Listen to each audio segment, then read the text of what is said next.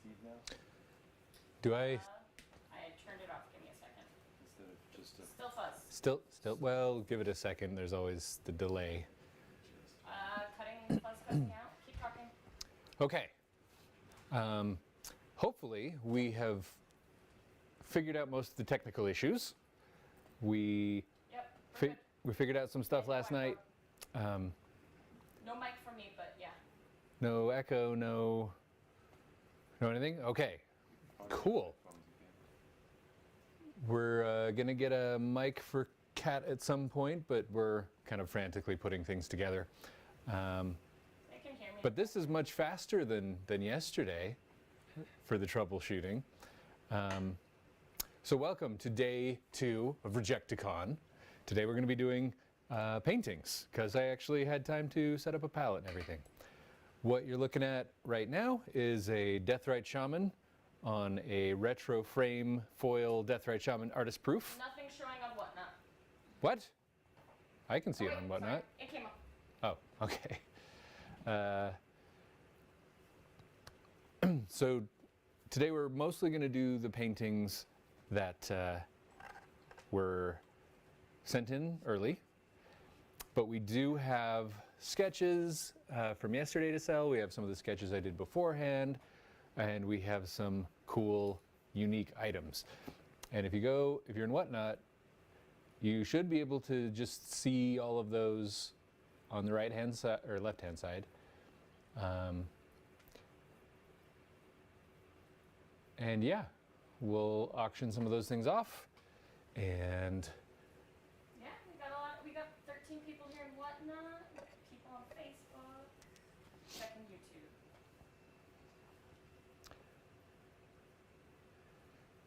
YouTube. So we'll just get started on the painting, and you guys can ask questions. You can, we need to entertain you a little bit, besides just painting. And I need a topic. Give me stuff to talk about. Ask questions. Yep. And I will be watching the chats, mostly Whatnot. But I will be looking on YouTube and Facebook. I'm sorry, right now I still don't have access to Instagram message, so I can't see that one, but.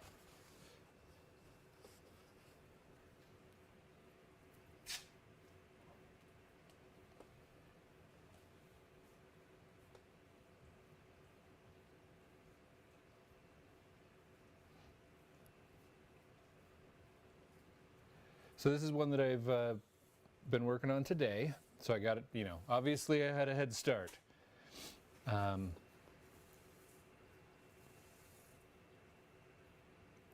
You didn't do this in the last 5 seconds? This wasn't an instantaneous thing. Art's fast. And you guys will see more of the process when I move on to another one. But what I did with this one is I did the drawing and sealed it. And then I did some transparent glazes so that I could still see my my undersketch. And now I'm going in with more opaque colors, because transparent colors just make things darker, darker, darker. And I'm starting to pull the stuff back up.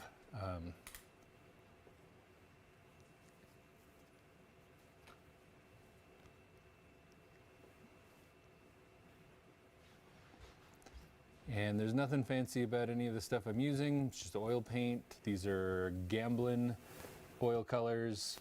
I don't really use any mediums or solvents. I do use a little bit of gel medium, which is lovely. Let's see, I'll show you if I don't remember where I put it. This stuff. And it's just clear gel, and it's a little like solvent where it'll make it a little bit smoother and less transparent, but it's not as aggressive as solvent. So Someone's asking what brushes you use. aha, okay, so brushes. These are also not particularly fancy. These are Treckle Spectrum 380 liner, size 5/0. And I've got a whole bunch of brushes here. A lot of different brands. A lot of different brands. A lot of them are cheap, like craft brushes. Like this one's just worn to crap. Actually, I guess it's easier to see this stuff here. Oh no, there's nothing showing up on Yeah, it's frozen down. on the bottom. Why are you frozen? Someone is also wondering if you sandpapered this card one. Yes. Wow. Aha, it works. Okay. So like this is the brush. It's cheap, it's old. It was probably $1 when it was new. And then I have, these are nicer. The Treckle brushes are nicer. And then I have some properly nice brushes that are Rosemary and Company. And these are from the Howard Lyon signature set. These are Eclipse brushes, and they're very soft and they're lovely. Oh, I love their evergreen. Super soft. Although, Yeah, they're I love the evergreen for like touching them, but for actually painting, the hog's hair is my favorite. the hog's hair? Oh. Yeah, we have a hog's hair from Rosemary. Which one is it? You might not have it. They're probably downstairs. I don't usually use those. They're a little bit too rough for me. Yeah, that's for my bigger pieces, my oil paintings, because I do the chunkier style.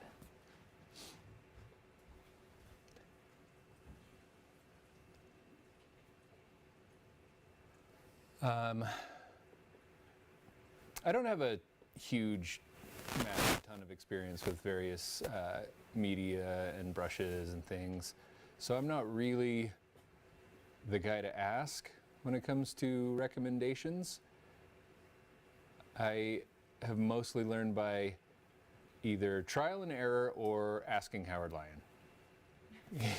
Because By the way, we he, did ask Howard Lyon come today, but he is super busy because his wife is actually at the Utah Art Festivals. oh, I didn't know that was going on.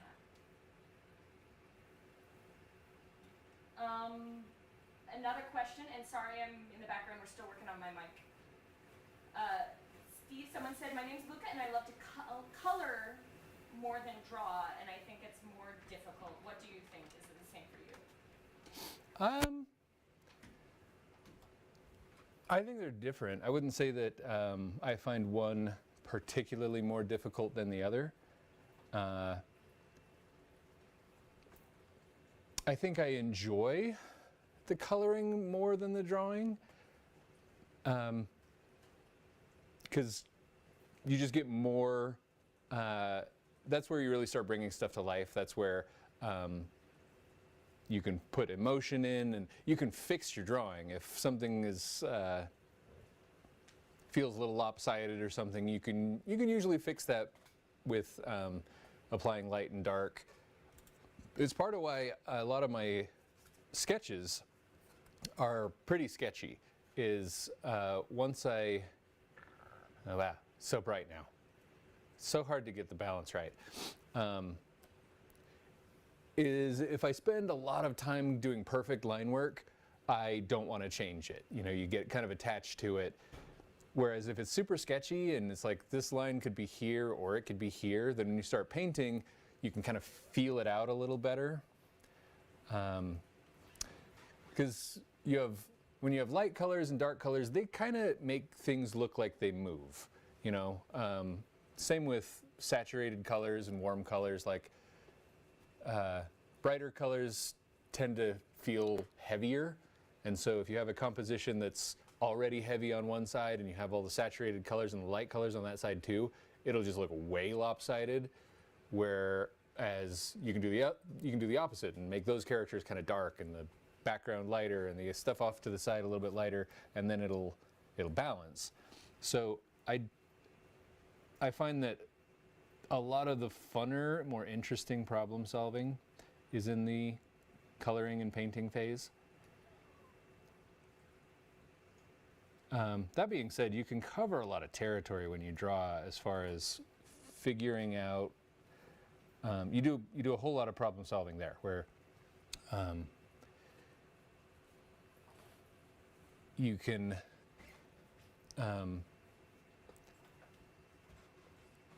you make the big, broad decisions for composition, details, character design, all that kind of stuff. And that's fun.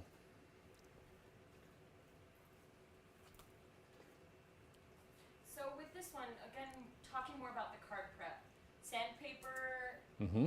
Did you then put any sort of Sealant. base or sealant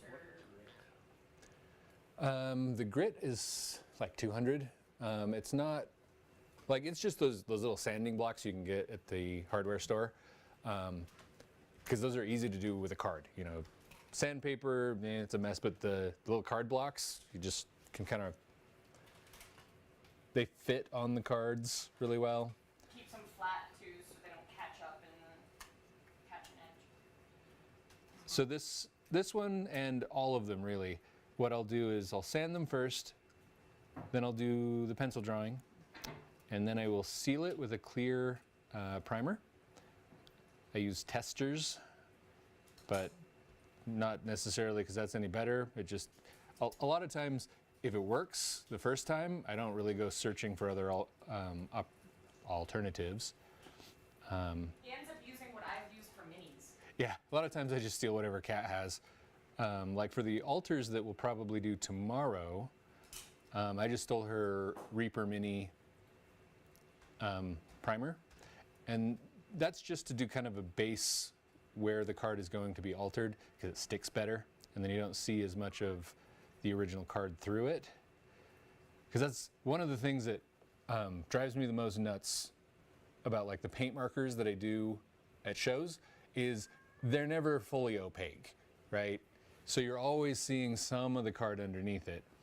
And with the paint markers, you can't do layers, right? The solvent in it will dissolve whatever's underneath it. So if you try and do like a second coat, it just becomes a mess. Which Your cinder squeak in the background. it's one of the nice things about oil painting is you can, I mean, you can do whatever you want forever on it. You can paint over it, you can just wipe it off, you can do layers of glaze. I like that it stays wet a little bit longer than, say, acrylic, because I fiddle.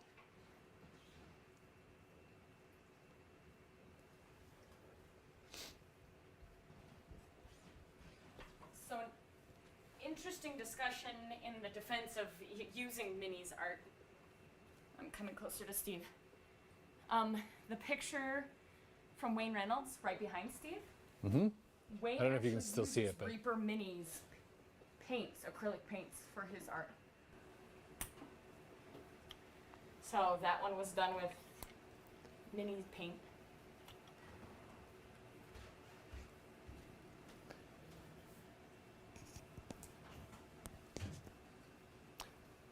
So- Justin was saying he has a destroyed Deathrite artist proof that you gave to him. It suffered from a failed experiment. Do you remember what happened? Is that the one that just has like rainbow foil all over it?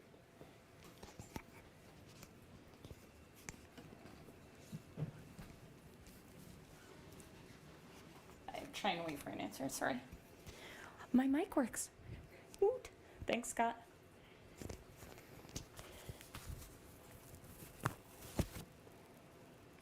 Sorry about the mic noises, okay?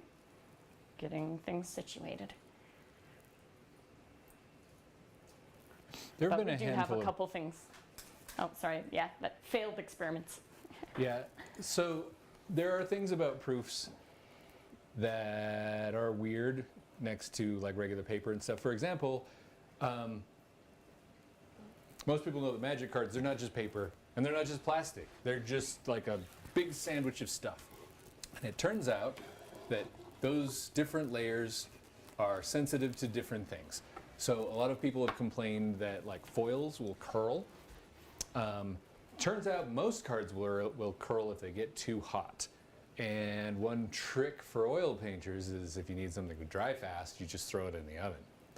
So I have one here, in fact.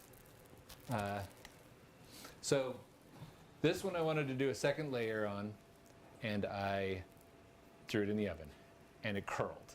Not a ton, but you can see that it's got a little bit of a curl to it. And I should just be patient, wait for things to dry, but it takes time, you know? And sometimes you just want to get stuff done. A Flesh and Blood card I tried, it curls a lot, right? And it's probably good that we're showing this to you now, because I was going to show you again when we auction these. They're curly. Most of the other ones are totally fine and flat. You know, this guy Tourniquet here basically is just flat. said the exact same thing you said that you were just demonstrating is all TCG cards curl. So it's funny. They said that online right as you were showing that from Warlord. If anybody knows how to uncurl them, that would be lovely. A big book. Fire.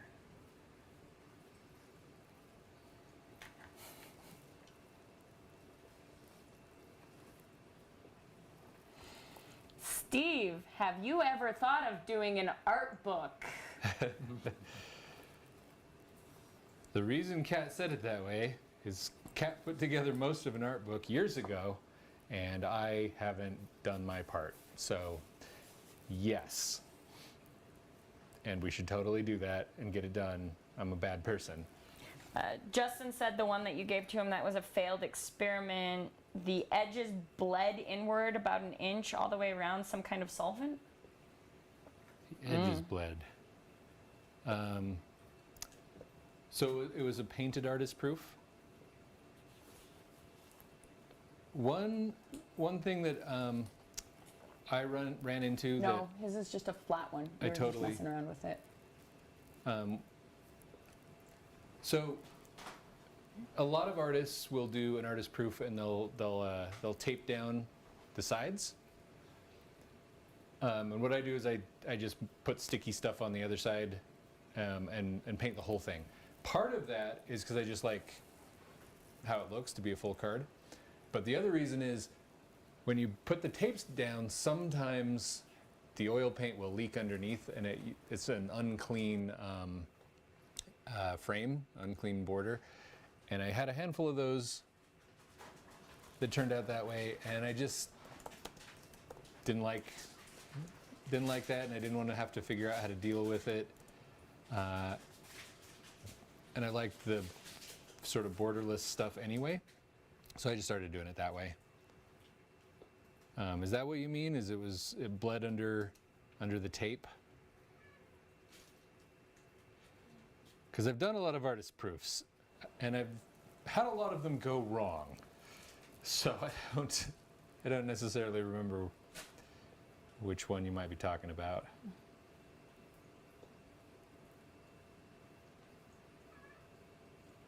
Someone was talking about humidity makes a difference with card curling too. We've noticed that, but where we live, there is no such thing as humidity. So. The most tragic one is I had an artist proof of Shell from Portal, and it was oil painted and it was nice, and it was one of the early ones that turned out really well, so I was very excited, and I took it to GP Vegas, and I had it in a hard case, and in the trunk of my car, the case melted around the card. And I tried getting it out gracefully, and that didn't work, so I ended up with a card that was all messed up. It's a piece of history now. One of the minions liked the story and bought it anyway. So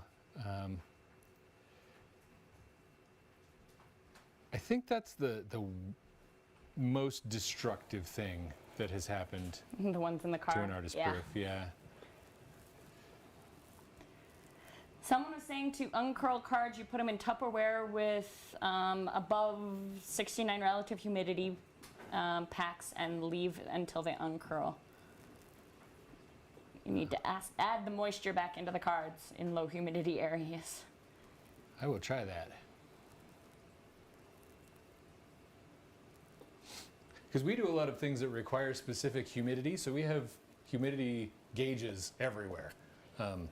We have a terrarium that has a snake, and it's awesome, and it looks like Dagobah because we sculpted Yoda's hovel and a Sith cave and like a little swampy thing with an X-wing in it and a crashed TIE fighter, and it's super cool. It was a project we did over, 6 months or so? And it was a lot of fun. And Justin and then sent the images of his cards, by the way. Oh, crap. Sorry, guys. And Yeah, they're just a damaged card. Oh, right. Like, didn't even have anything on it, just got super damaged. That was, I tried to seal it with something. I don't remember what it was, but yeah, it just soaked in and exploded the card. That's the other trial and error thing, is that there are so for example, if I, for some of the artist proofs, and they're all different, so yeah, I tried just oil painting directly on them, and some of them works just fine. Some of them have a plasticky coating where the oil paint will eventually just kind of start flaking off, and that's awful. And a third problem is that some of them that are kind of papery, the oil soaks in and it like bubbles up the card, and it's all a mess. So a lot of my early experiments were just figuring out how to seal the cards so that I didn't have to worry about all of that stuff. And there were failed experiments with sealants where the sealant itself would eat away the plastic layer, or it would soak in and ruin the card from the inside. It's a whole thing. Trading cards, they work so hard to make sure that they're hard to counterfeit, that they have a lot of odd properties.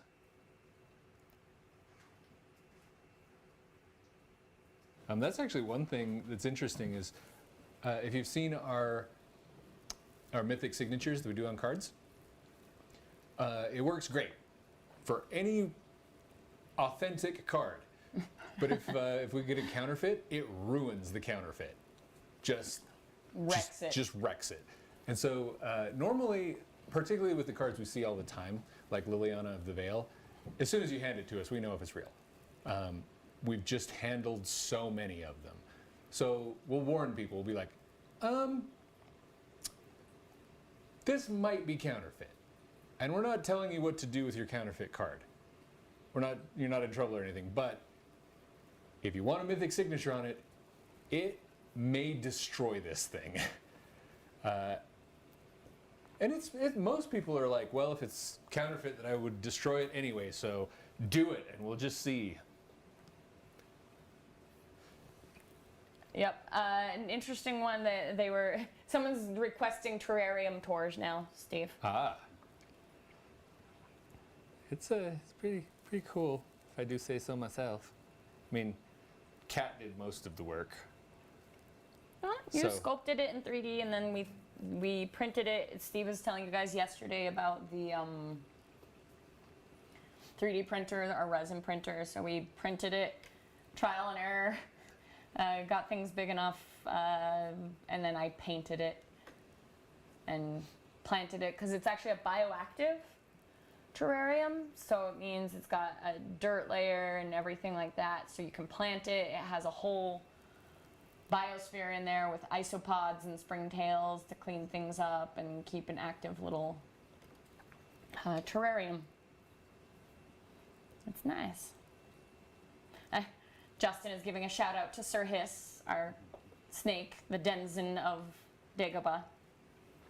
He's a very sweet snake. He is the Even sweetest. people who don't like snakes tend to like him. He's never struck at anyone.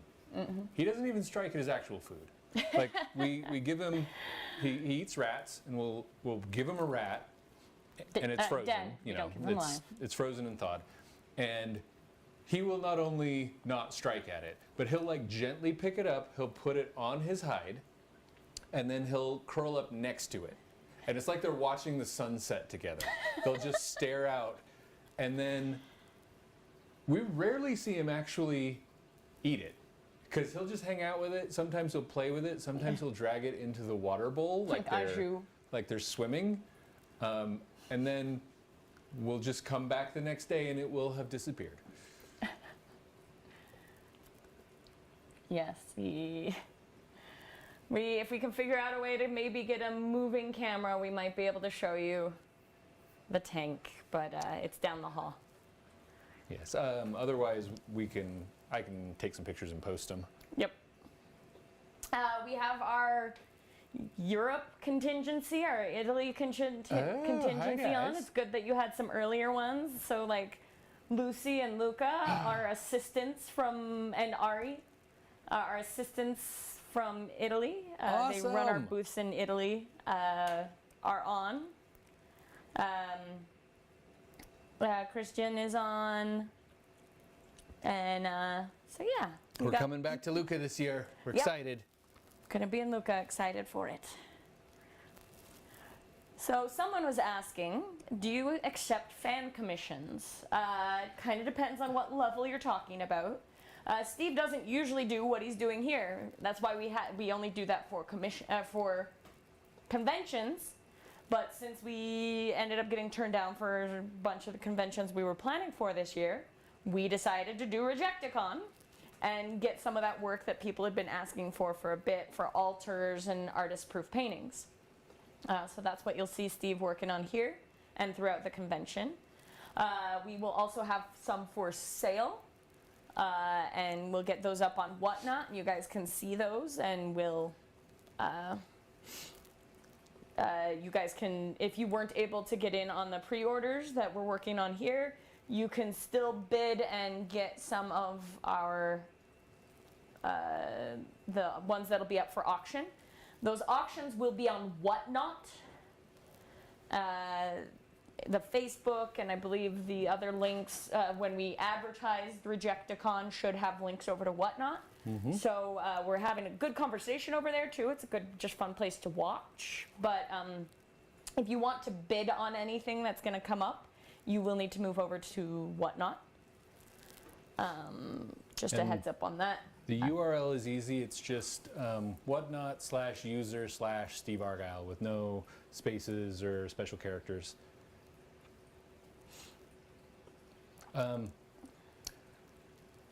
So there are a lot of ways to define fan commission. So that's one of them is, do we do this sort of thing? And the answer is usually no. In fact, I'm going to disappoint you and say for most definitions, the answer is usually no.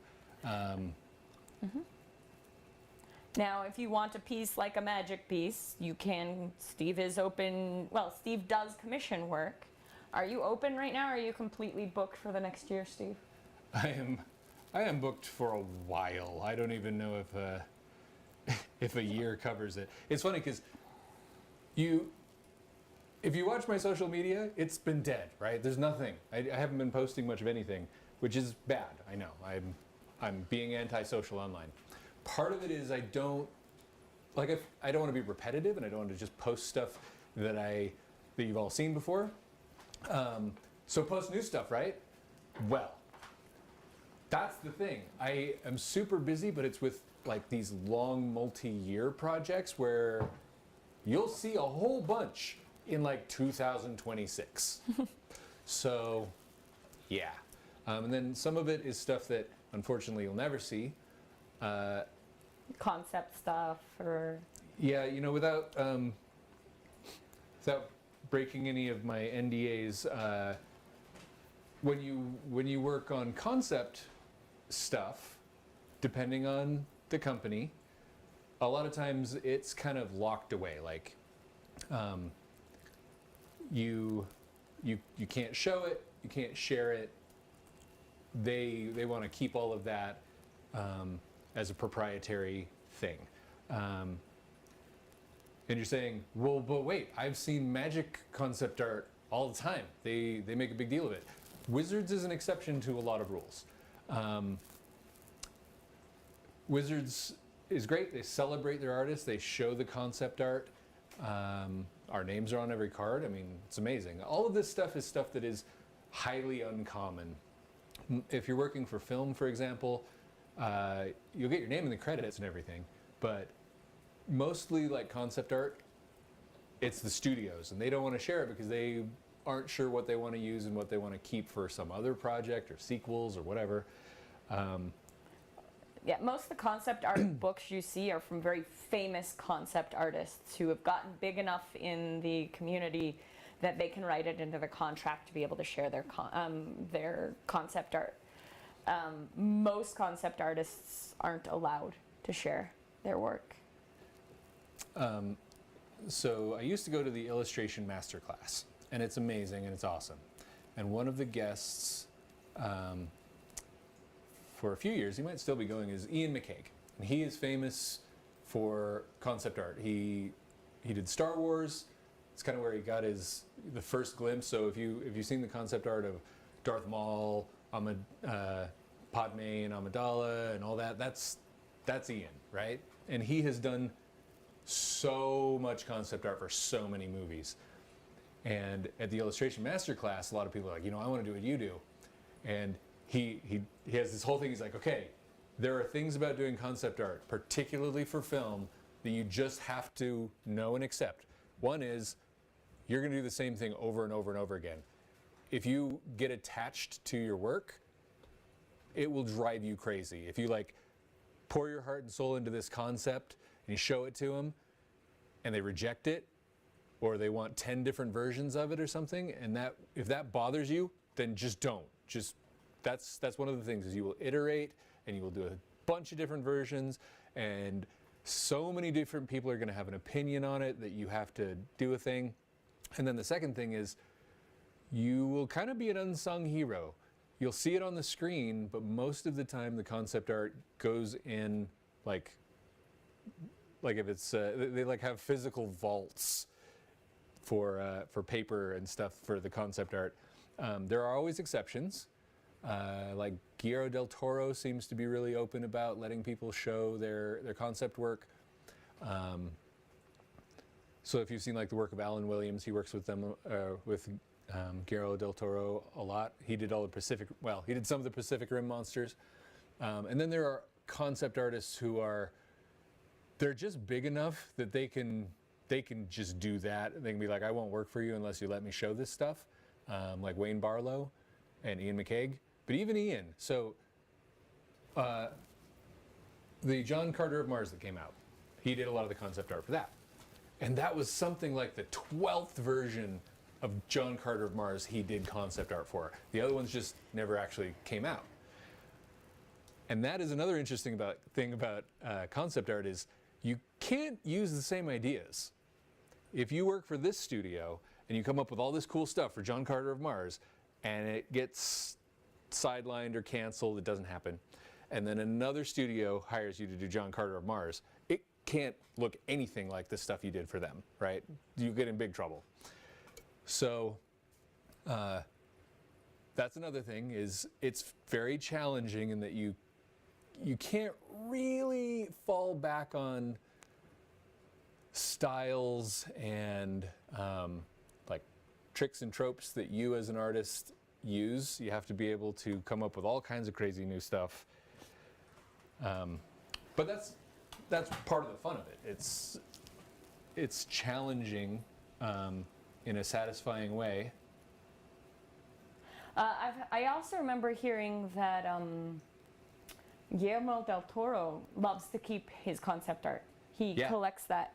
It's an abnormal thing, most directors don't, but he actually takes all the concept art and keeps it in his house in flat files. And he occasionally does basically gallery showings of his concept art, which is kind of awesome.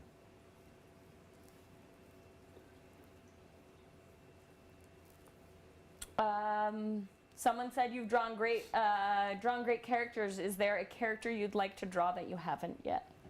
In like an official capacity, because most of the characters that I want to draw, I have, at least for fun.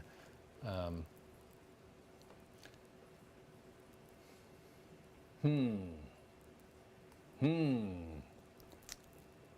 need to draw me you need to draw Kalia, Steve.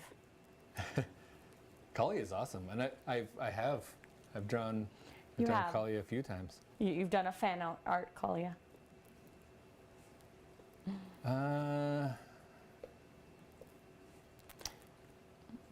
We talked a little bit about this yesterday. I grew up on comics, so there's a lot of comic book characters that have a special place in my heart.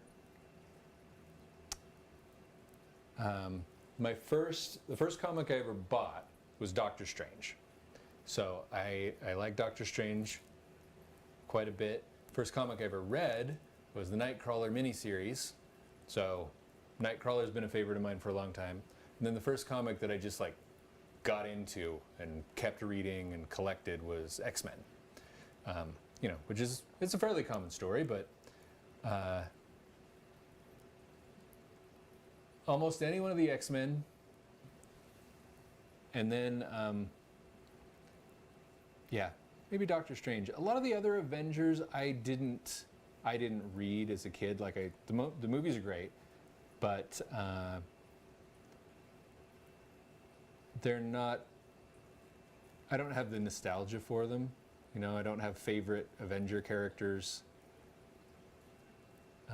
As I understand it, that was part of why the Avengers movies got made, was all of the popular superheroes had been licensed, right? You couldn't do a Spider-Man movie because Sony had Spider-Man. You couldn't do X-Men because Fox has X-Men. And so all of the popular stuff was off the table. And so when they wanted to start the MCU, they're like, well, what have we got left? It's like, well, Captain America. You know, the only movies that have been done of Captain America were tragic, so nobody wants to license that guy. You know, most of the Avengers really, like, we've done the Hulk a few times and it's just bombed, so nobody wants Hulk. Hawkeye, whoever liked Hawkeye. So they kind of went through all the Avengers characters, and it's like, yeah, these guys are kind of fair game. And then, you know, the next trick is, okay, but we have to make them cool. And honestly, you can make, a good writer can make any character cool. I think Hawkeye's a great example there. Hawkeye became a beloved character. He's human. When, yeah, you know, you just, you write the thing that makes them interesting. Like, for as cool as Chris Hemsworth is as Thor, in my opinion, his best story, his best moments was Endgame, where he had lost everything, and it showed how superpowers don't protect you from everything.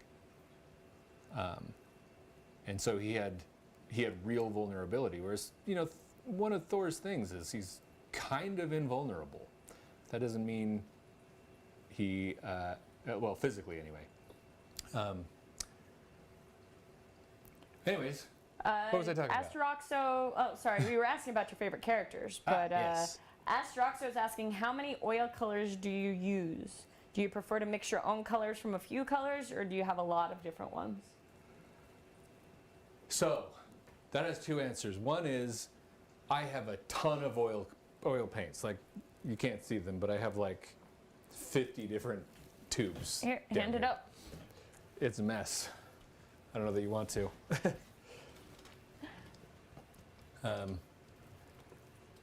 This is the leftovers. This is not, yeah, there's more that are sitting, his main colors are actually sitting on the ground in his thing. Scott, will you flip to this other camera? It's a big pile of oil paints on a piece of canvas. No. So this is the leftovers. These are the ones he didn't use on his on his palette today. On my actual palette today it looks Here, like put that maybe down. Give me a 15 to second. 20 colors. Boop. You can pick up your palette. So that's the palette today. So he picked a lot of colors. I think part of that, you sometimes, well, and you said there's two answers, so I guess Yeah. I'll let you finish on your answers. So I have a ton of colors on here today. Most of the time, it's maybe Okay. 3 or 4.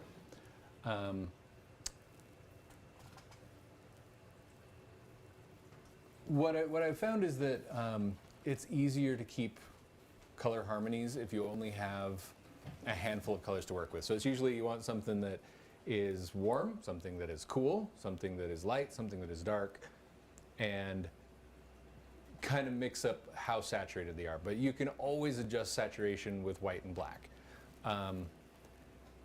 That being said, I rarely use straight white or straight black, and I don't usually use them to lighten or darken something because they desaturate things.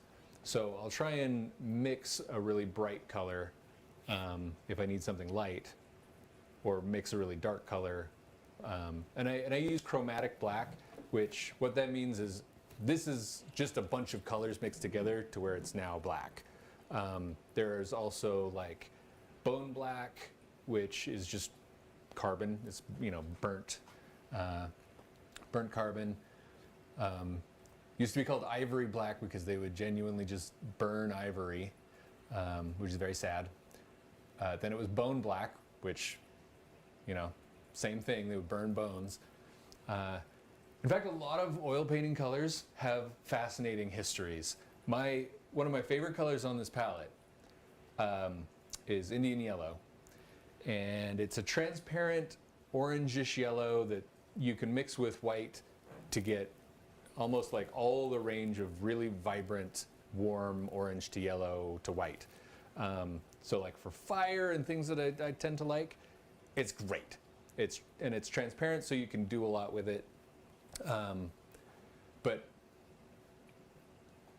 originally, not now, but originally, it was made of concentrated dried cow urine. And apparently that's just a beautiful color. When it started becoming popular, they were having a hard time finding enough cow urine. And so they started making, not farms for that, but farms would start overwatering their cows and massaging their bladders so that they knew when they were gonna pee so that they could collect it all. Like that's the kind of thing that people have done for their art. There's some crazy stuff for art. But I think I'm going to go partially where Steve was going. I think part of the reason Steve has so many colors on his palette today is he'll be working on a lot of different images. Yeah. So right now, this Deathrite Shaman will be very green, dark colors, but he's going to work on other things that will have very different palettes. And so put out a lot of different colors today so he can switch back and forth between what he's working on. That is exactly it.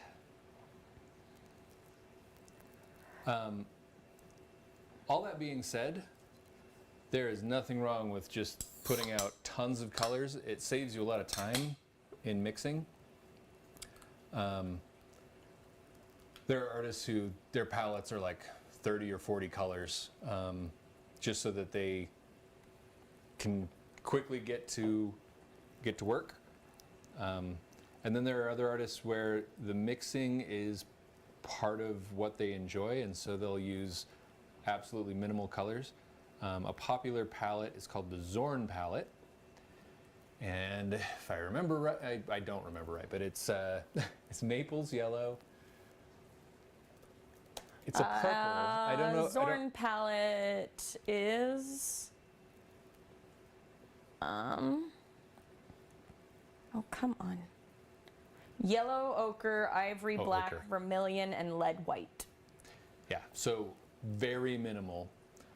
But you would be amazed at how much you can do with just those 4 colors. I've tried it a few times, and it's a great palette. It works surprisingly well, and it's not like a tremendous challenge. Essentially, it's a little bit like what I was talking about earlier, where you have a warm, you have a cool, you have a dark, you have a light, and that's it. So as you're working, you're just like, well, this needs to be lighter than this. So you only have kind of the one option. And because of that, it's simple to do, and it always looks, the colors always work together. Christian has an interesting question. I thought you use drawing programs in application. Mm-hmm. Digital. Most of the time, yes. That's partially, I think, why Steve says he's not like, if you want true You wanna know a lot lessons about oil in oil paints, talk to Howard Lyon. Yes. Most of the time for my professional work, I work in Photoshop. And I didn't start oil painting. I started messing around with it in like 2010-ish, which is like 6 years into my professional career. And I didn't actually finish an oil painting until 2016. So it's not my native medium. However, what I've found is, while applying things a little bit different, you can't like, just expand your brush this big and do a thing. You can't move things around, and you can't apply filters and things like that. I found that my process is not that different when I'm oil painting. I have to do things in a little bit more deliberate steps, but one of my proud things is most people can't tell the difference. If I have an oil painting that's scanned, or it's a print, so you can't see that there are brush strokes, and I have a digital piece, most people can't spot which one's which. And it's a proud thing for me for two reasons. One is it means my digital stuff has started looking less digital, but also that the digital tools I'm not that reliant on. If I didn't have Photoshop, I would just be a little slower. Someone's asking if we can get Drew Baker on here. By the way, he'd be a good resource on oil paint Yes. ideas too. He's actually who got me into it. Like, we started talking about it, and I was like, I want to try sometime. But, excuse. And Kat and him conspired and basically got me a oil painting kit from his recommendation. So, nice brushes, nice colors, nice panels to work on. No excuses left for me. It still took me 6 years to finish a piece after I got that. Some of that was intimidation. When something didn't work like I thought it should, I kind of was like, well, oil painting's too hard, I'm not going to do it. Because at first, especially if you're used to digital painting, at first you're like, this doesn't make sense. I put this color on top of this color and it just makes mud. And I can't apply colors on top very well. It just mixes and things like that. But you pretty quickly get to know how it works. And in some ways, like, I've learned a lot from oil painting that has applied to my digital work. Particularly when it comes to transition colors and edges, soft and hard edges, and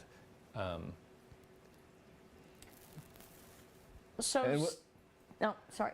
and what I mean by transition colors is, like, you have a light side, you have a shadow, and then you essentially have a line in between, and it can be blurry, it can be a gradient, it can be soft, but the color in between those things makes a big difference. And I first started becoming aware of it with skin, because it has physical reasons for changing color from dark to light, and that's subsurface scattering. If you're familiar with that term, so the light goes in, and your skin's translucent, so it goes in a little ways, and it changes color because there's blood in there. And then on the shadow side, it bounces out, where it's darker, but it's picked up this red color. So you have this kind of band of warmer color in between, and it looks great. And if you have trouble with your characters looking dead or zombie-like, just try adding a warm tone between the shadow and the light, and it works wonders. Well, and that's an interesting thing because right now you're working on a character whose skin is green. Uh-huh. Astraxo was talking about how Deathrite's face looks so real and the softness and the depth. So that doesn't seem like it would work well with a green tinted skin. How do you do that with different skin colors? Well, skin is actually not that hard when it comes to figuring out the transition colors. It's essentially always going to be just warmed up. So there's, and even when you have colors that are dark or cold, you can make a warmer version of them. So if it's green, you add a little bit of yellow, you warm it up, you make it more of a yellow-green. A lot of times you can just add orange to whatever it is. There are exceptions to that because if it's very cool, you've got something that's blue, if you add orange, you're gonna get gray. It's just not gonna work. But anytime you move it toward the warm, so if you had a very cool scene, blues, grays, it's nighttime, it's dark, you basically have two choices from blue to warm it up. You move it to green or you move it to purple, and that's a warmer color. Cool colors are blue, mostly, and then purple is in between. Green is in between. It can be warm, it can be cold. For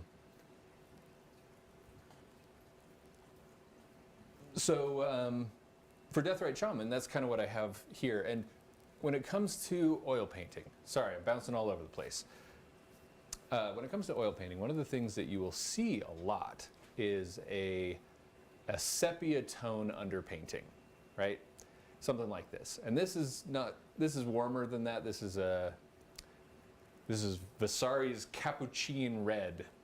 And then it's lovely. But part of the reason you do that is you've got a warm undercolor to paint on top of, and so you can kind of just leave stuff. Like you paint your warm side or your light side, you paint your cool side, and you've already got a kind of transition in between if you just leave it blank. And that is what's happening here. I've got the first layer that I put on was this kind of warm green. And I know it's hard to see on the stream. Hang on, maybe I can show with this. And this might lead into kind of what you're already talking about, but Justin was kind of asking, he says, I don't see green skin, I see flesh tones in green light. Which is it supposed to be, and what is the difference if you're painting green skin versus a colored light on regular skin? There's actually, does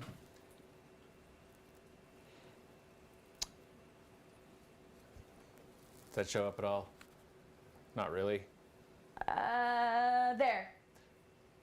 Yeah, you can't really, I'm looking at it on the feed, you can't really tell, but that's just kind of a yellow-green, it's warm, and I just put that on top of the whole thing to start. And so it does two things. One is it gives me it does three things. It does a tone to work on so that you're not putting everything on stark white. It gives me a little bit of that warm undercoating.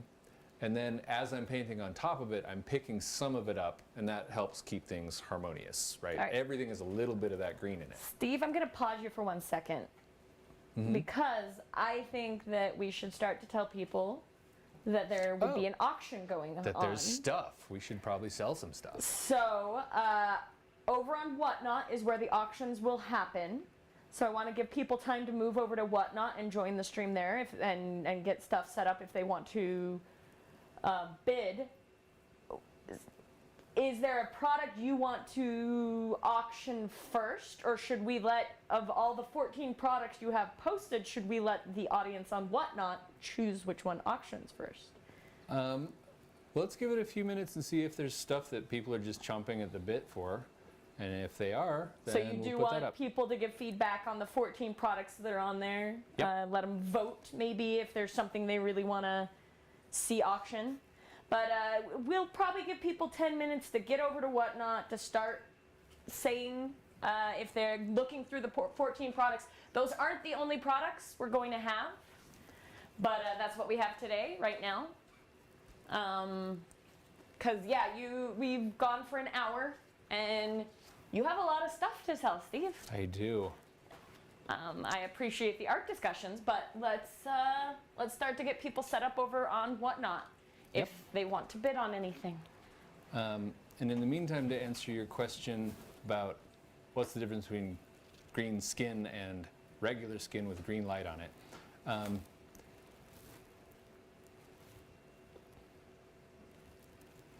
What I do is I break down kind of the components and what they do. So if you have green skin, then the highlight of that green skin is still going to be whatever color the light source is. So you can have green skin with kind of a cool highlight or a warm highlight because the light source itself is going to reflect for the highlight. You're going to have a little bit different transition color, and that's going to depend on, is it green skin with regular red blood underneath it, or is it green skin with blue blood or whatever, and that's just a creative decision you can make. Whereas if you had regular skin and green light, highlight is going to be the most green thing because the light is green. And then you're going to lose a lot of the warm colors of the skin because they're not there to reflect from a green light. The warmth in that transition color from the subsurface scattering is not going to be much warmer compared to how you would normally do it because the green and the red kind of cancel each other out. So if you wanted to make it look realistic, you would not do nearly as much of that warm transition color. And then the highlight would be the most green thing, if that makes sense. So when you break things down, it's like you have either, it's called diffuse or albedo, or there's a whole bunch of terms for just the local color. This apple is green, the surface is green. But then on top of that, you've got the light sources, right? And that changes the color and the value. And then the absence of those light sources, of course, changes the value. And then you have all these other extra light sources that are bounce lights, reflective lights. And then you have some of the surface properties like reflectivity. What if it's a chrome apple? That's going to pick up the environmental colors a lot more. So while that all sounds complicated, it can really help you paint things well to break them down, and you can essentially kind of math it out what every color and every value needs to be if you're having trouble. The more you do that, the more it becomes internalized, and you just kind of go, I want this color here. And as you apply it, you might go, it needs to be a little lighter, a little whatever. But that's where you start to develop more instincts, and you're making decisions not based on like what will make this look right and realistic. You start making more decisions to what do I want to communicate in this piece, and what are the best choices for that. And so you may end up with less realistic, but hopefully more engaging and emotional pieces.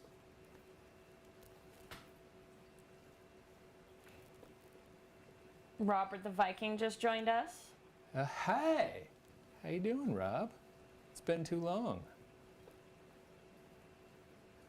He's also one of our, well, he's not from Italy. He's one of our people who helps in the booth in Italy. It's one of our Luca folks. All right, we're giving people some time. We are seeing more people join over on Whatnot. At least from my Whatnot screen on my Surface, over on the side you see the products that are available. So you guys can scroll through that. Give me a if you guys have opinions on something you want us to bid on. There was a vote last night that Steve did 3 sketches last night, or was it 4? 4. Steve And did a some half. sketches last night while we were on the stream. While we were We called it preview night. We weren't selling anything, but Steve was doing sketches. And everyone voted that they wanted those sketches, and some of the sketches that he had pre-done, they wanted those to be up for sale. And so, those are in, the sketches from last night are in there. Like we talked about, there are some one-off interesting things that we wouldn't really bring to a convention, and why it's cool that we're doing this from home, because they're one-offs. It's not something that we can bring a bunch of. So there are some of the reference sculptures for Broker's Charms, or for the Charms. Steve did some 3D reference pieces there. There are some artist-proof sketches up from different things. Really cute one is the Lop riding a Pegasus 3D piece from Steve. There was our prototype foil art Breitling playmat, which is just simple. Well, it's just a playmat, but it had the cool foil on the side. So there's some fun stuff over there if you guys want to vote.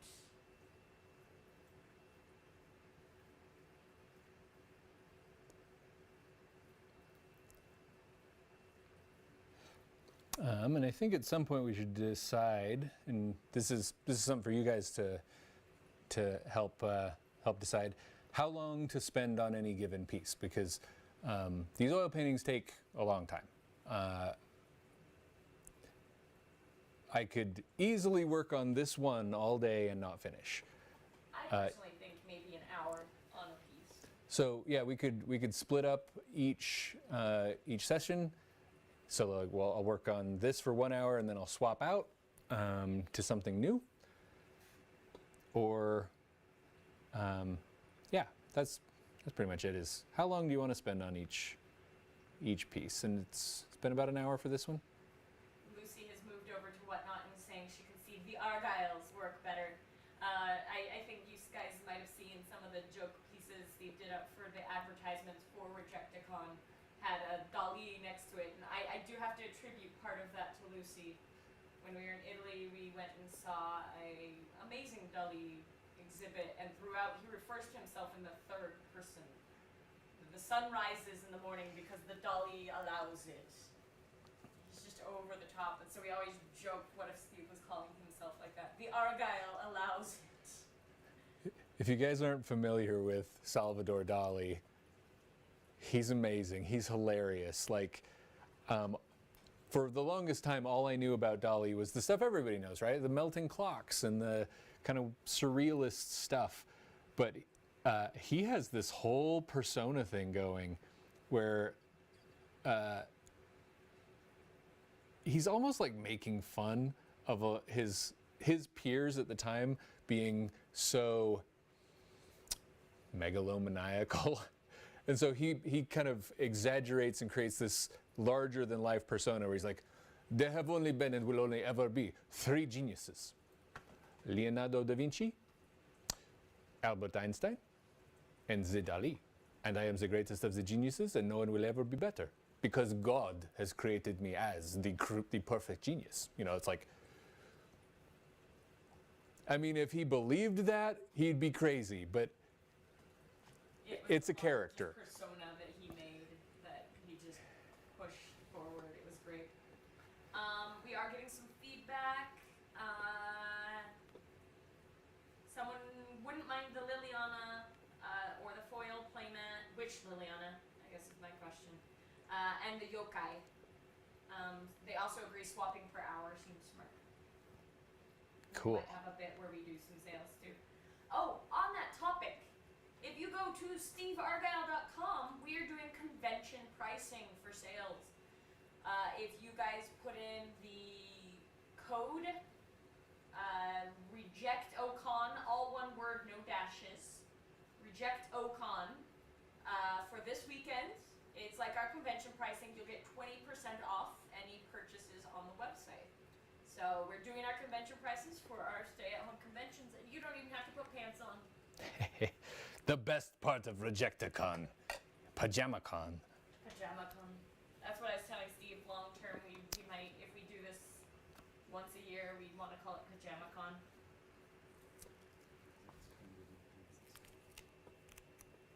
Okay, we're gonna swap. Which Liliana? I'm looking. So they said the Liliana, the foil mat, and the yokai. Guess there's a Liliana sketch on the Everflowing Chalice. Mm-hmm. That's the only Liliana. I imagine you guys mean Yeah. this That's one. what I mean by the Liliana, because there's not another Liliana up here. Liliana, yokai, or the playmat. I'm still wondering why there's like a gradient on the It's screen. white, what do you call it? They have to put up a whiteboard for cameras to make them do the color adjust. Oh, that gradient. Yeah, because there's nothing. There's not like a thing casting a shadow. It's just there. I'm not sure. And it's not there in the camera software. Like I have two pictures. I have one of what the camera is seeing, and then it sends it to the broadcaster, and it's not in the broadcaster either. It's just in the final stream. It might be just Whatnot actually. Yep. So Steve, what are we gonna auction? Okay, Asking when are the auctions starting? okay, we got a Liliana That last part's me. that is a little bit blown out in this camera for some reason. But you can see a scan of it in the item listing. Don't you have to put the item up for bidding? Yes. And I have not done that before, so this will be an experiment. Yeah, because it looks way better on the. Start auction. Let's see, how long do we want to give it? 5 minutes for the first one? 5 minutes is the maximum amount of time, so yeah, we'll do 5 minutes. Apparently Whatnot is lightning auction kind of stuff, because it's like 1 second, 5 seconds, all the way up And so to this 5 is a lily minutes. sketch on an ever-flowing chalice. Steve's image of it right now is very blown out. But you can see the scanned image of it There we go, it's a little bit better. there. Yeah. It's hard to go from something stark white background to that Deathrite Shaman that you're working on. Yeah, I've been doing the camera that I am using for right in front of, like, for what you're seeing here, it's not a fancy camera. Scott readjusted the side camera to give it a better view so you don't. Oh. Neat!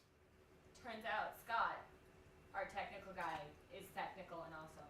Sometimes magical. he's awake. And I don't know if you guys are actually seeing the gradient. I think the gradient might be just for me No, we for the are. controls. You do see the gradient? Yep. It's weird. Okay, well, I guess it's fine. Although I can't see it. Put the auction up in front of things. Uh-huh. Just drive me a little crazy. It looks like when you adjusted the color, the gradient kind of went away a little. Huh. How very strange. Do we want to do another auction right after this, just to kind of get things going? Sure.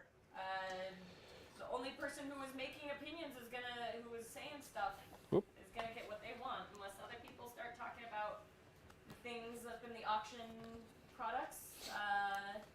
We're gonna keep going with what Dark Memoria is putting forward. So Valilion is first. Let's do the yokai next. Okay, cool. 2 of 3. Okay, in the meantime, I am looking through my proofs to see which one I want to paint next. I could do Dark Memorias. Oh, hey, they are the one that's participating and talking. So if you know who Dark Memoria is, I do. then do theirs next. I love it. Okay. I do have a few mixed up in my head as to who's who. I think, correct me, I think Dark Memoria was the one that wanted kind of a Liliana mixed with a Flesh and Blood character. Correct. Okay, so we'll do that one next.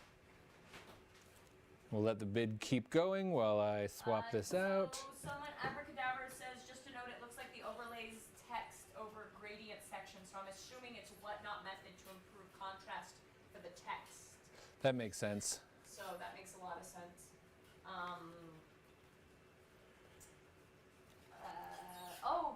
Flip the Table Game says you can do a poll and have people vote in whatnot. Oh. That means I have to figure out how to do that. In the hour, we are doing the stream from 1 to 3, taking a break for an hour, coming back from 4 to 6, taking a break, and then going from 7 to 9, I believe. Yep. In between that time, I'm going to be learning more about whatnot, so hopefully we'll get better and better as we go. Sorry for the wiggling. At some point, I think I bumped this. Whoa! Ah, I'm terrible. What are you doing, Steve? What are you doing? Trying to recenter the sketch, and then And yeah, if you guys want to know what's coming up for auction, it's not everything for the weekend, but you can go look in the products and on the side, and it should show what different products we're gonna have.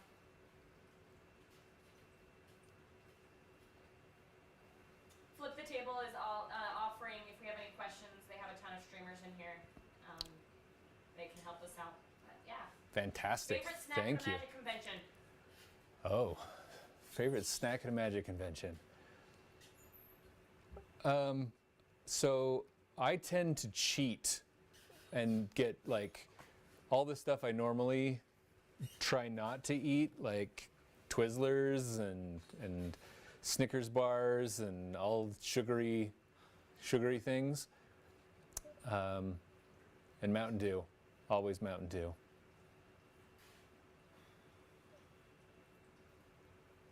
Yes, someone was commenting earlier on Facebook. They were a little betrayed that you weren't drinking Mountain Dew, and I said the day is young.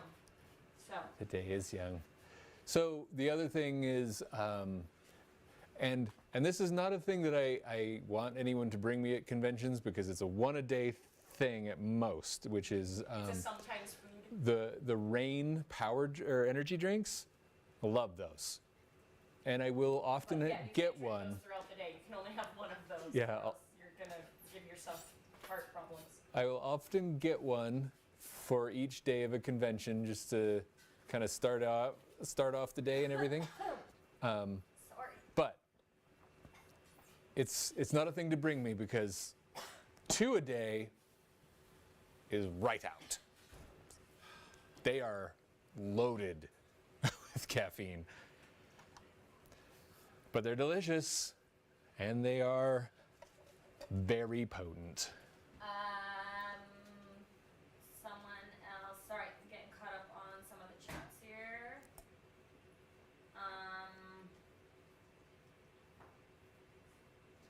Tropical Storm. Someone said It's you best did my flavor. art for Akodo Nakama. I will be forever grateful. Twizzlers. Mm-hmm. Justin's calling out those are like. Someone is asking, have you ever had Canadian chocolate bars? They will bring those if we haven't seen them next time at a con. I don't. Yeah, we've had them. Are they different?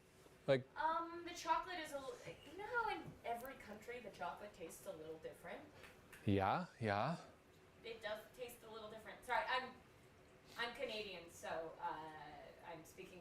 Coffee Crisp. I think you had one of those. That sounds familiar, So yeah. I think that's kind of what they're meaning. Arrow, which is, we've had that in Europe and in Canada. Coffee Crisp is a purely Canadian thing. There's also the, what are they called? The M&Ms, but in Canada. I'm trying to remember. What are those called? I'm sure someone will tell me in the chat in a second. Canadian Smarties. M&Ms. Sorry, they did put it on there. Smarties. All right, I'm gonna say something controversial, but I'm Canadian, so I can say this. I actually don't like the flavor of Smarties. They have a weird aftertaste to me. But I do love the toffee up there. That's amazing. One of my favorites. Coffee Crisp is delicious. Yes, everyone said Smarties. Yeah, someone said Smarties hard shells suck.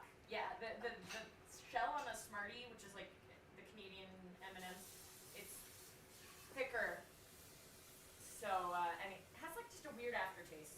So I'm not as much into Smarties. Oh, After Eights, the mince mom gets. Oh, Those are Canadian. Those are great. Might be European, but we always got them up in Canada.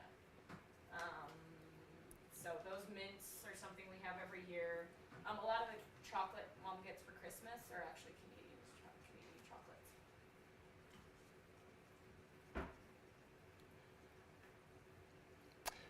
our Someone is, have I indoctrinated him with Tim's with ice caps?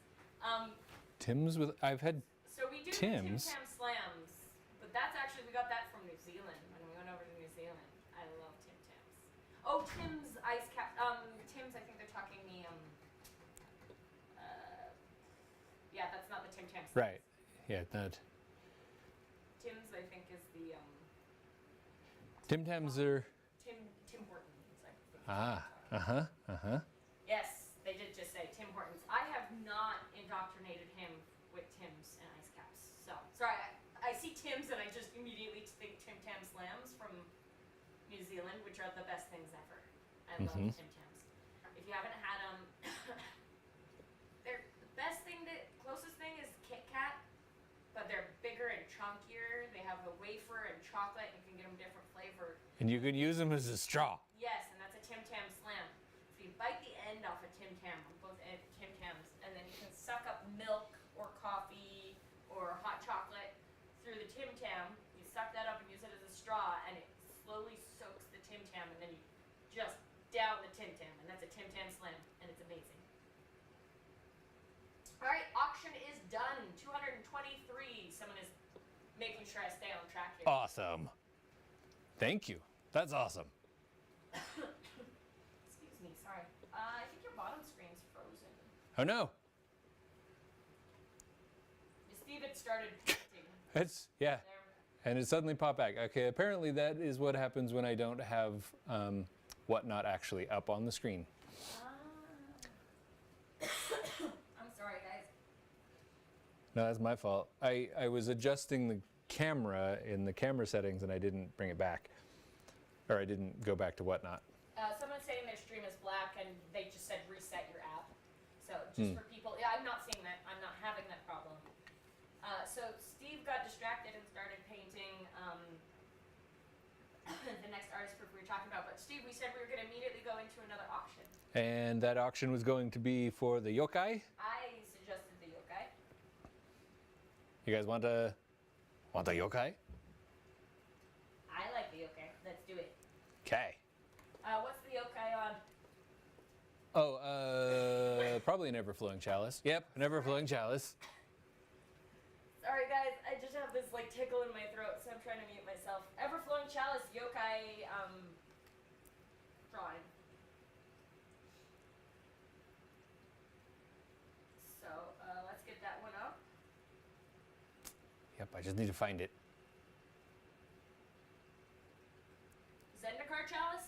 Someone was Astrox was asking. I don't know my set symbols very well. It's got the shield. Oh, Commander? Commander. Yeah. Alright. How long should we set that for? I mean, 5 minutes seems to be just a good amount of time. Alright, let's do it. And now that I've done once there, that's my default, so that just makes it easy. Walk away for a second so I can cough this out, so I don't keep coughing into the mic. Sorry, guys.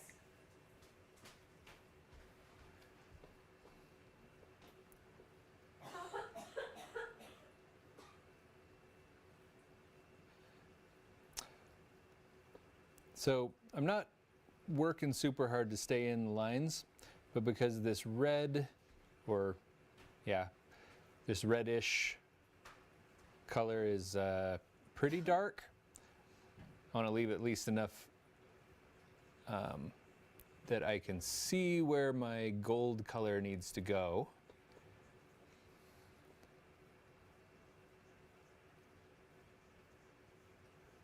It's not necessary to stay in the lines, really.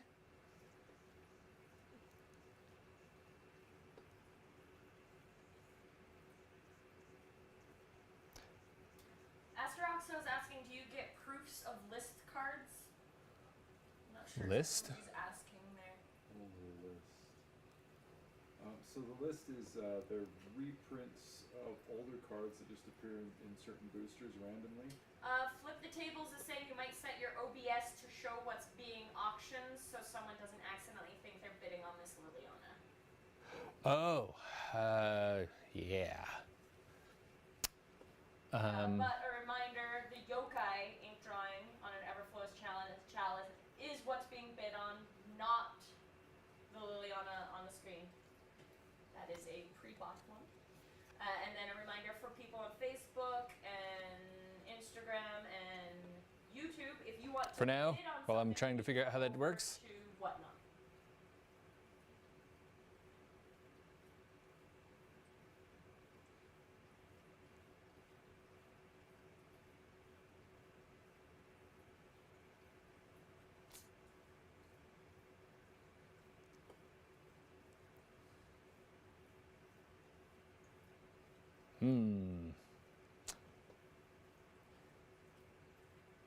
I will need to probably figure that out and set that up in between the streams. Do what? I'm sure it's easy. Just setting the screen to be just this. Yeah, he said set up your OBS, so we'll have to check that out later. Yeah, that's the broadcasting software. But I guess until the auction is up, and maybe I'll just do it for shorter next time, we'll put this here and we'll chat about something. Are there any software tools you wish you had to do stuff that doesn't exist yet? Looking for a side project idea for themselves. For art,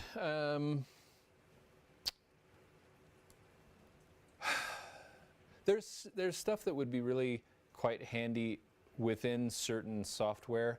So one of my pet peeves with Adobe is they keep updating Photoshop with useless stuff, right? They update their layout, they update some of the filters that nobody uses anyway. The biggest thing that they've added that is useful is like the healing brush and content aware fill, but that's also getting close to their new AI, which is starting to basically take away the art element, because at some point you don't want it to do the stuff for you. What's the point? Well, I mean, yeah, there's a whole thing. Like, if I started talking about AI, we would be here for a week. Yeah. So I'm gonna try and avoid that topic because I have opinions. But Really summary of it, AI, especially AI art, is stealing. yes, we are not happy. And most of my thoughts are the same as the rest of the art community.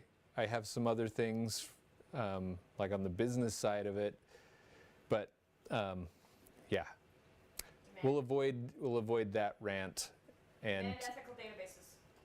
yeah, ethical databases and they need to start those databases over.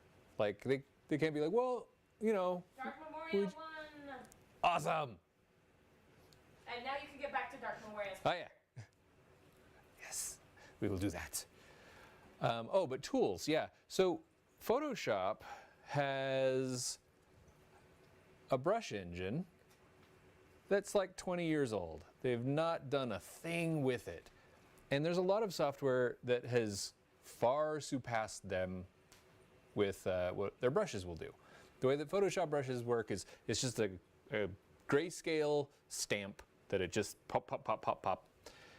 And you can make it like rotate or randomize or jitter. You can do a handful of things, but that's it, right? It's archaic. You take like almost any other piece of software.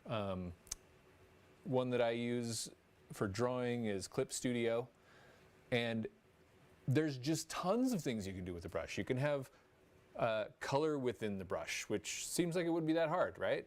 Because I know you can have the brush be a certain color, but it's still like applying it according to this grayscale stamp in Photoshop. Whereas Clip Studio will let you have color within, and you can have a sequence, so it's not just stamp, stamp, stamp, stamp, stamp, stamp, stamp. It has, you can do this stamp, then this stamp, then this stamp, or you can have it be randomized from a bunch of stamps, which means you don't get a really repetitive looking brush stroke. And you can have specialized brushes where, you know, like I've made like chains where you just draw a line and it's a chain. It's great. Photoshop can't do that stuff. And it really should. I am not kidding. They updated their brush engine for Photoshop 7. And that's been like 15 years maybe. And So something that you'd be looking for. Well, and what they're talking about is that stuff that doesn't exist yet, not that it exists in other apps. stuff that doesn't exist at all. Is there something? I think they suggest like something for streaming or stuff like that. Think outside the box of Photoshop, Steve. That's just the thing that I've always kind of thought. Photoshop would be so much better if this. Or even art is also what they wrote. This is Surya.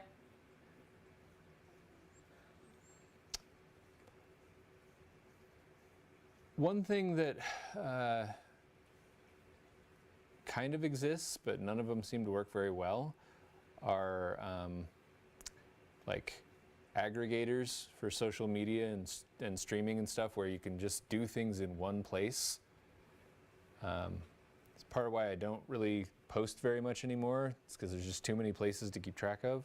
But I know that's also not new. That's the problem is they're always updating, so it's hard to, when you try to post to multiple social media things, they change every 2 weeks, and so you had a tool that was good, but then it's broken 2 weeks later. But I'm trying to think of something that's actually not been done, not been attempted, that would be super useful.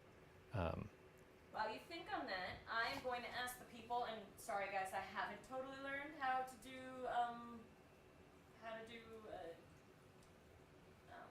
ask you guys and set up actual formal voting processes. Like I said, I'll learn it next hour. But look through the products on the side, guys, and tell us what you want to see us sell again before we take our break for an hour. The break is going to be in 25 minutes. So we want to auction something else off. So come over to Whatnot if you do want to auction, and look through the products on the side. Tell us what you guys want to see.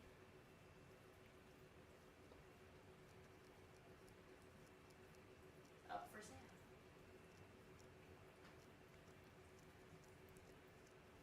We got some votes for the playmat. We have 1 vote for the obscure charm maquette. Couple for the playmat. That playmat is something cool to talk about. Again, we talked about it last night, but to tell people here, Hey, show.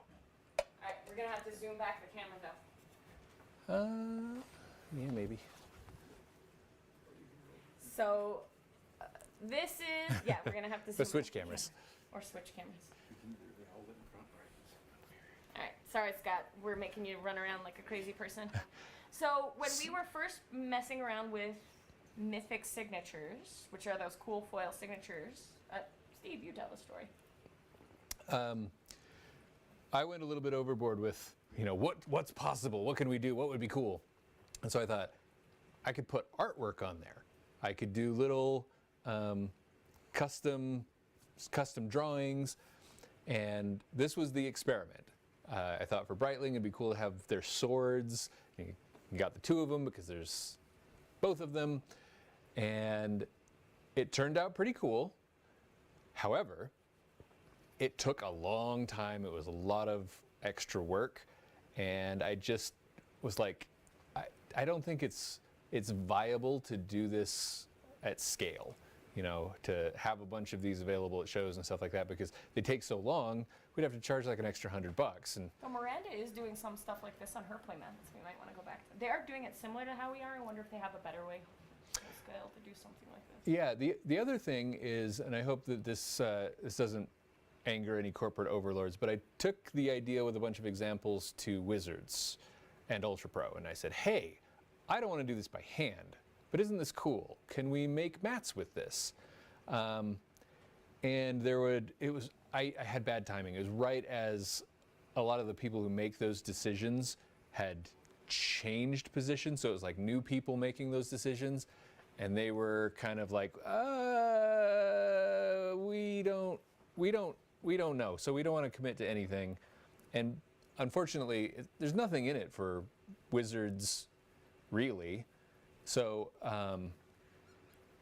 there's not an incentive for them to figure it out or make a commitment. There's a little bit of an incentive for Ultra Pro because they'd make the mats, and they were very helpful. They were like, yeah, let's do this. We'll get it. They kept after him for a little while. There's a little bit of incentive for Hasbro because you may already know, but it's not common knowledge. We have to pay Hasbro a licensing fee for our playmats. So every time I sell a playmat, Hasbro gets $5.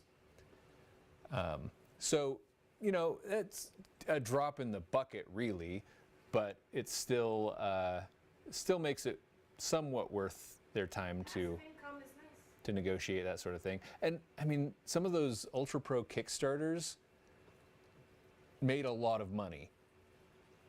And so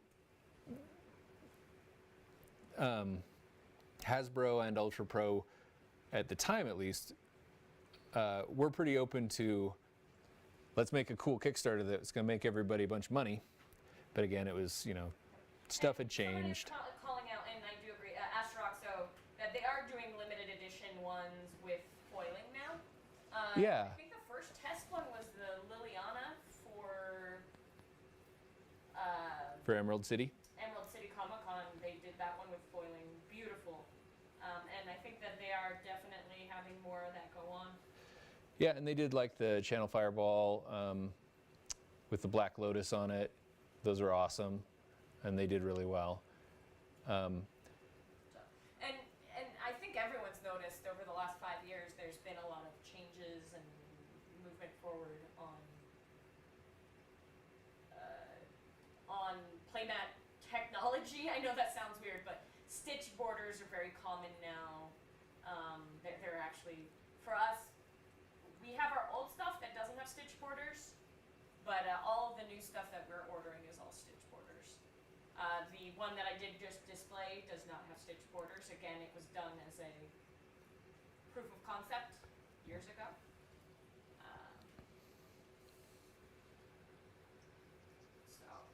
Looks like that's the vote right now is that playmat. Okay, let's do it. And the cool thing with the playmat is you can, Scott, sorry, I know you just sat back down. We could put that playmat up on the main camera, and Steve can keep painting on the bottom one. Yes. And Where do we so, wanna put that at? and maybe we can set this secondary camera up as a one to show what's up for sale. Okay, it is live. So this is what's for sale, guys. You wanna hold it and we'll figure out something. I'll figure out something.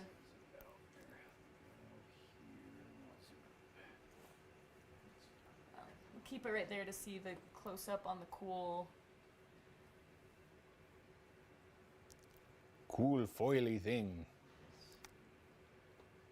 So this is our Breitling playmat, and in the black section over here, it has the cool prototype of our foiling process, original foiling process. It's super pretty. So we're starting that. Gonna show people. So That's what's for sale right now. all of the lines and everything, they have to be Closer. kind of weeded out by hand, which just takes a long time. And because it's huge, I also had to apply it in sections. Like I don't have an iron that's big enough to do that.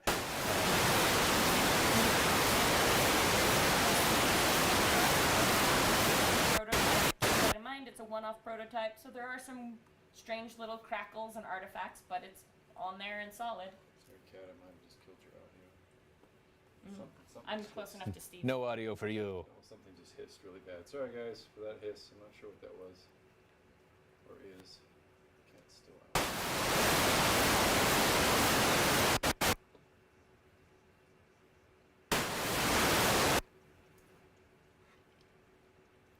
I'm not looking at the chats right now because I'm holding this up. I don't know if your battery's still. There's a question that is this bigger than a normal mat?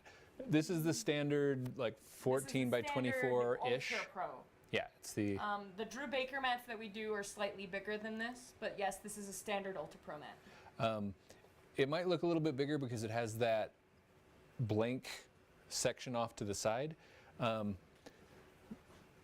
Basically, the history of this mat is when I tried to crop it for playmats, it fills the frame so well at the aspect ratio that it is on the card that when all the attempts to crop it, I did not like. And so I was like, well, I mean, I could do kind of borders on either side. And that's when I kind of thought, well, you know what'd be cool is leave blank space and then we can do art in there. And the question was, well, do we do white because you can draw on it with a Sharpie, or do you do black and then do some fancy foil cool thing? And if it didn't have a sketch, white would look awful. And so because it's such a dark piece. So a reminder, the auction right now is not for the piece Steve is painting, but for the playmat, with this one-off playmat with our prototype for Unicorn Blood signatures on playmats.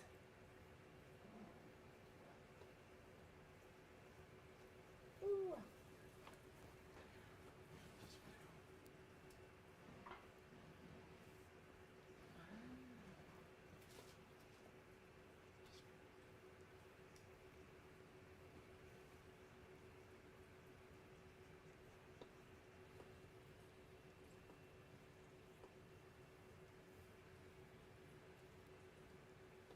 It is something I would like to maybe revisit with Wizards and Ultra Pro.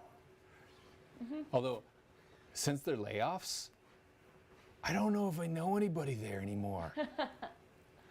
Like they mostly hired, or well, I don't know what mostly, but they laid off a lot of senior people, and those are the folks that I knew the best. The criteria was lay off anybody that knows Steve. Maybe. Weirder things have happened. Sorry about the sound issues. My mic gave out and gave out spectacularly. So Gave out again, hard. it's on me. I keep trying to blow your ears out with coughing, and now my mic hating life.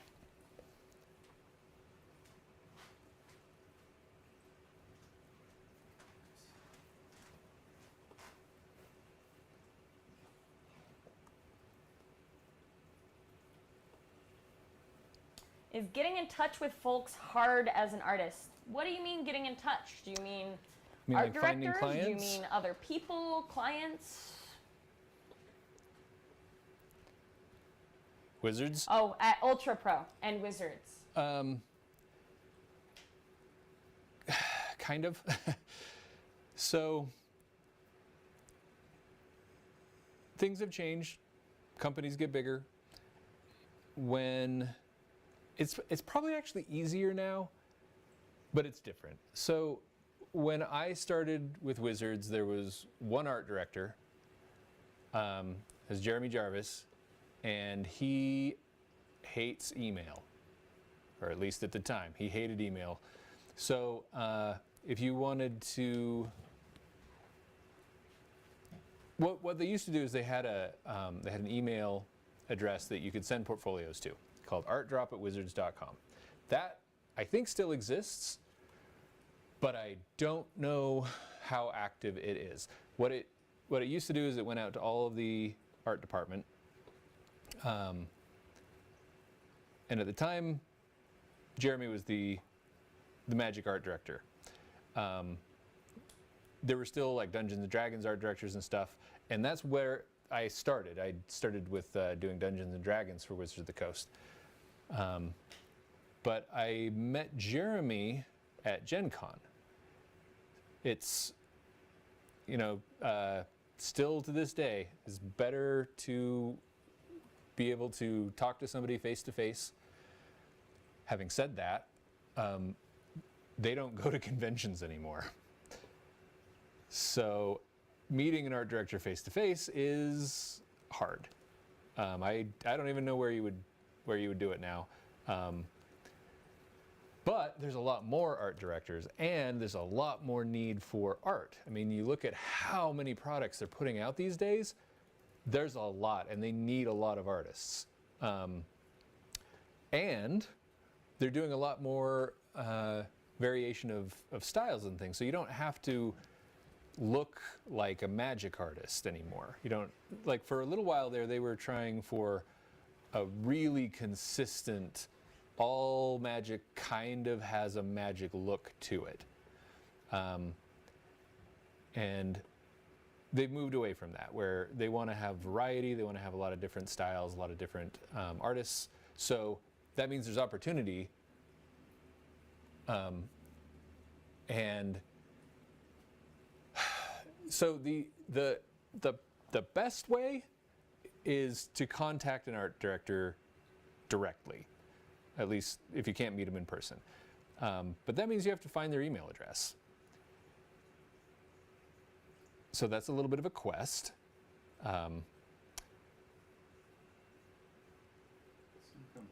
So, yeah, it is They hard probably to have a sometimes get in directory. touch with folks as an artist. I'm just going to speak up on that. It always was a bit difficult. It changes and progresses throughout the years. When we were trying to get in touch with Ultra Pro, our friend Liz actually worked there, and we could talk to her for a bit, and we did have a account person there. So it also kind of depends on what you're talking about, getting in touch with people.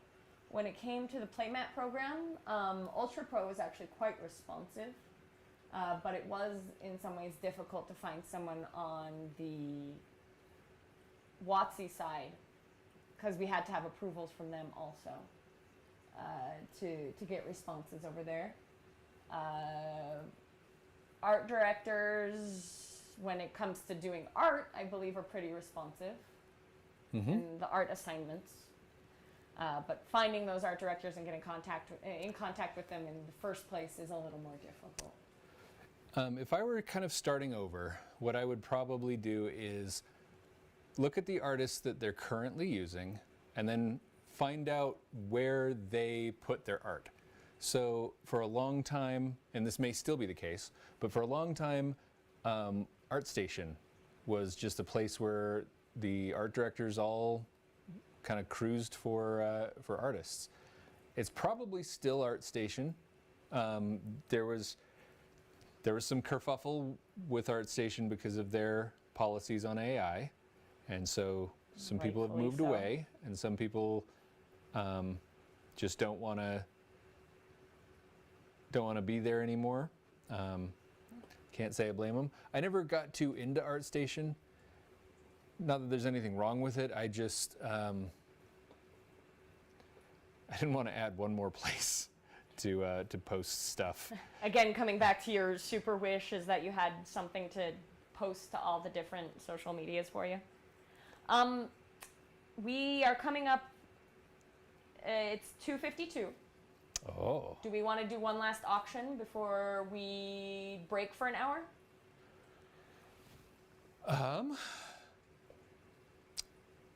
We certainly could. I don't think we're going to run out of stuff today. We have like...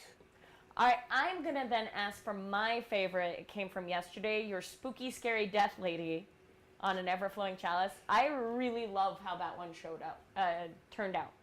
Yeah, and that was from the sketching we did last night. Spooky, scary death lady. I really liked how that one turned out. So I'm going to do, what is it, MC's Choice for our last one. Okay. Spooky, scary death lady is live. Oh, wow, you did that fast. Oh, by the way, I'm MTG learning. Artist Proofs won the Breitling playmat. Let's post that. Oh, awesome. Thank you. Let's post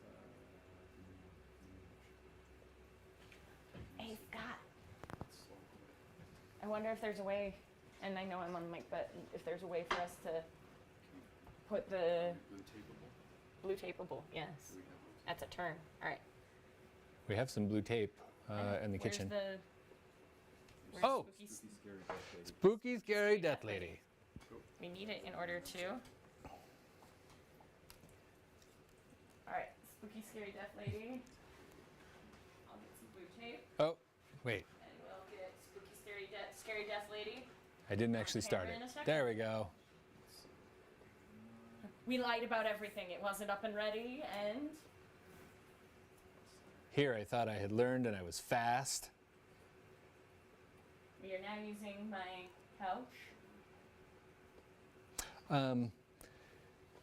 And if you're looking for work, there's a lot to be said for, trying to contact people directly and letting them know that you're a fan and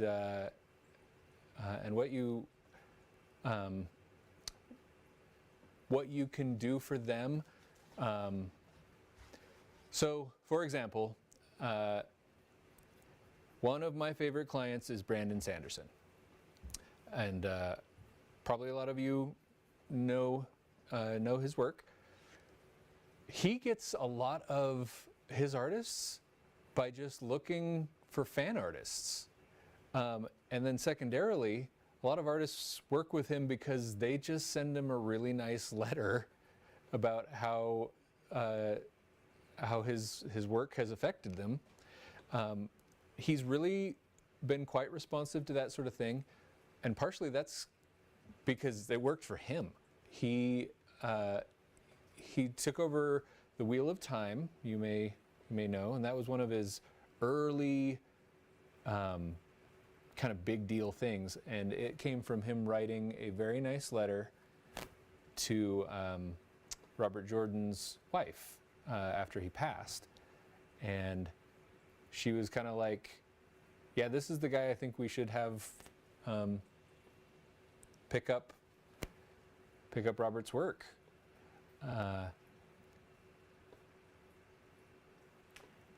Something I'm just going to speak up again. What's for bid right now is the pencil sketch on the top.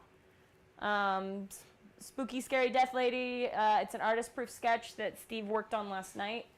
It's my favorite of the ones I was flipping through. That's why I put it up. MC's Choice this time. I guess it's more important to clarify this one because this is The other a one death you're lady working with on a is the scythe. Liliana with a scythe? Yeah. Yes. No. We are talking about the pencil sketch up top is what's being bid on right now. And Steve is continuing to also work on the pre-orders down below. In about 4 minutes, we'll finish that. We'll finish that auction, and then we'll be taking a break for an hour. And we'll be back in an hour to continue, and hopefully by then I'll know more about Whatnot and be able to make things even better.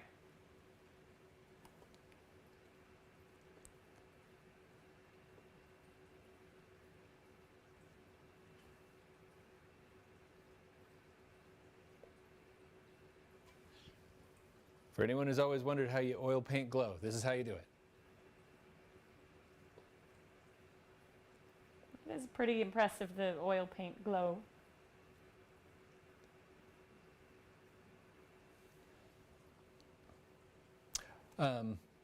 One thing that people find frustrating with oil paints is if you try and go over an area too many times, colors get muddy. And so, especially when you're trying to make something that's vibrant and glowing, you need to be careful not to have too many colors that will compete with it that are already down. And so, if you can leave it blank and then work into the white space, that's ideal. You can work up from dark. It's just a little bit harder, and you will need probably to be working on a dry surface, because there are artists who do that very successfully. Annie Stegg does beautiful glows, and she starts with a black canvas. Dan Dos Santos, I mean, his glows look perfect, and he works in a variety of ways, but you don't necessarily have to leave white. It's just fast and easy to not have to cover it with a thick layer of white at the end.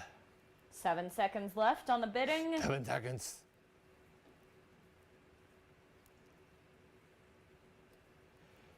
There's an option for sudden death where whoever bids in the last second wins. There was a trade through here. Someone was winning for a while, then Surya came in, and now Asteroxo and Surya are like, Oh. I think there is something where it's like if they bid within the last 10 seconds, it extends it by 10 seconds. At least that's what I'm seeing here. And so there's been some back and forth with people. Surya just won though. Awesome. Congratulations.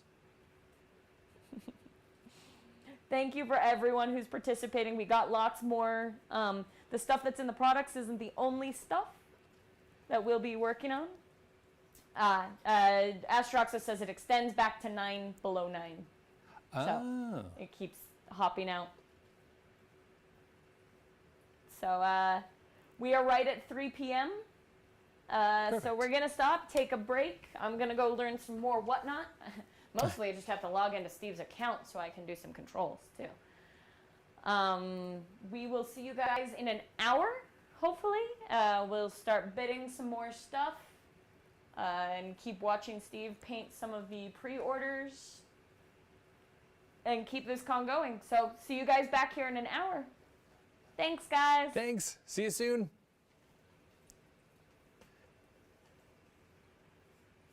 Okay. Hang on.